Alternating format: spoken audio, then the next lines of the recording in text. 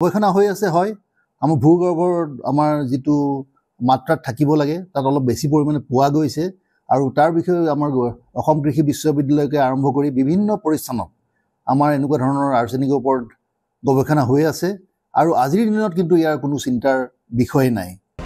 তিতাবৰৰ ভূগৰ্ভস্থ পানীত বিপদজনক মাত্ৰাত আৰ্ছেনিক থকাটো হয়, কিন্তু কেইটামান অঞ্চলৰ পৰা সংগ্ৰহ কৰা চাউলৰ নমুনাত পোৱা আৰ্ছেনিকৰ পৰিমাণ অনুমোদিত মাত্ৰাতকৈ কম বুলি মন্তব্য কৰিছে গৱেষণা সঞ্চালক ডক্টৰ সঞ্জয় চেতিয়াই।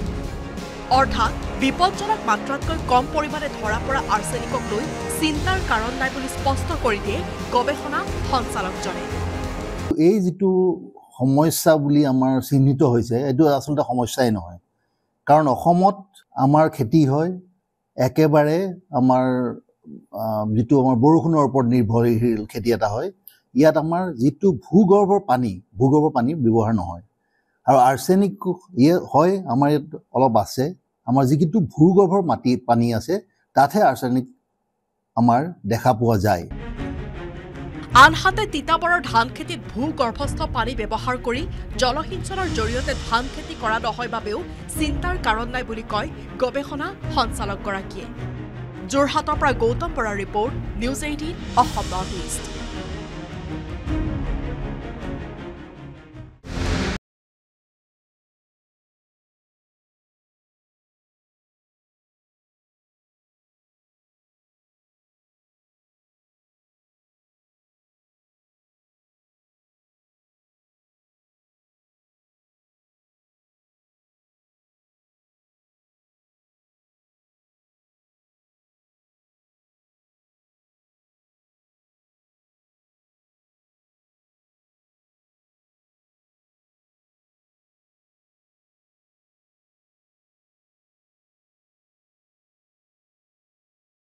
হয় আমাৰ ভূগৰ্ভৰ আমাৰ যিটো মাত্ৰাত থাকিব লাগে তাত অলপ বেছি পৰিমাণে পোৱা গৈছে আৰু তাৰ বিষয়ে আমাৰ অসম কৃষি বিশ্ববিদ্যালয়কে আৰম্ভ কৰি বিভিন্ন প্ৰতিষ্ঠানত আমাৰ এনেকুৱা ধৰণৰ আৰ্ছেনিকৰ ওপৰত গৱেষণা হৈ আছে আৰু আজিৰ দিনত কিন্তু ইয়াৰ কোনো চিন্তাৰ বিষয় নাই।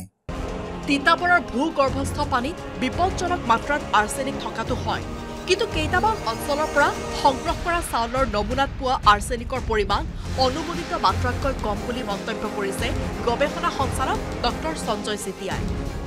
অৰ্থাৎ বিপদজনক মাত্ৰাতকৈ কম পৰিমাণে ধৰা পৰা আৰ্ছেনিকক লৈ চিন্তাৰ কাৰণ নাই বুলি স্পষ্ট কৰি দিয়ে গৱেষণা সঞ্চালকজনে। এই যিটো সমস্যা বুলি আমাৰ চিহ্নিত হৈছে এইটো আচলতে সমস্যাই নহয়, কাৰণ অসমত আমাৰ খেতি হয় একেবাৰে আমাৰ যিটো আমাৰ বৰষুণৰ ওপৰত নিৰ্ভৰশীল খেতি এটা হয়। ইয়াত আমাৰ যিটো ভূগৰ্ভৰ পানী ব্যৱহাৰ নহয় আৰু আৰ্ছেনিক হয় আমাৰ ইয়াত অলপ আছে। আমাৰ যিটো ভূগৰ্ভৰ পানী আছে তাতহে আৰ্ছেনিক আমাৰ দেখা পোৱা যায়।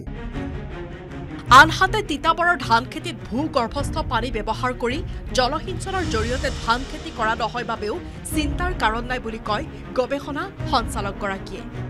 যোৰহাটৰ পৰা গৌতম বৰাৰ report, news 18 Assam north east. আপুনি বিচৰা বাতৰি পাব কেৱল নিউজ 18 এপত। নিউজ 18 এপ ডাউনলোড কৰিবলৈ স্কেন কৰক এই QR কোড। গুগল প্লে ষ্টৰতো পাব এই নিউজ 18 এপ।